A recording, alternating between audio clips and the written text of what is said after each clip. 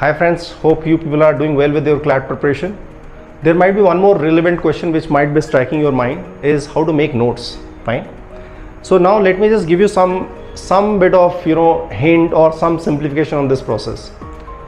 Notes is primarily this is the source of information which will give you a lot of confidence. So make it very seriously. The moment you are reading a newspaper, first is that include good couple of newspaper like Hindu and Indian Express. It will take care of your 50% of the notes. Okay. In notes, what you have to take care is that in English, try to see that if you are able to pick couple of new words every day, 2 or 3 words if you pick up. So in this complete process, you will be able to see that you have added approximately 500 to 800 words, and that is what good enough for vocabulary. Okay, for the CLAT examination. That takes care of this aspect. Other comes out with that GK is a very direct subject which can address towards this complete process. In GK, when you are making the notes, just don't make notes by just writing. Always make sure that you spend some time towards seeing the image of that particular person. So take an example like imagine our minority affair minister name is there. It is being highlighted in the passage.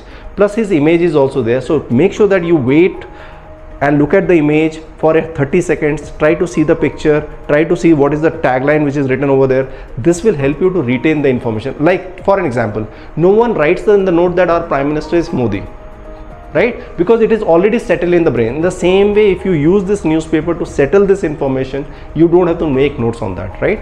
So look forward to making the notes. At the same time, spend some time with the information. Spend some time with the information, it will help you to retain. Other comes out with that in legal, always whenever there is a legal article from the High Court or Supreme Court judgment and all this stuff, write down some of the fine points. I just give you a small example. Right now there comes out a lot of debate on the Waqf board which is coming up, right?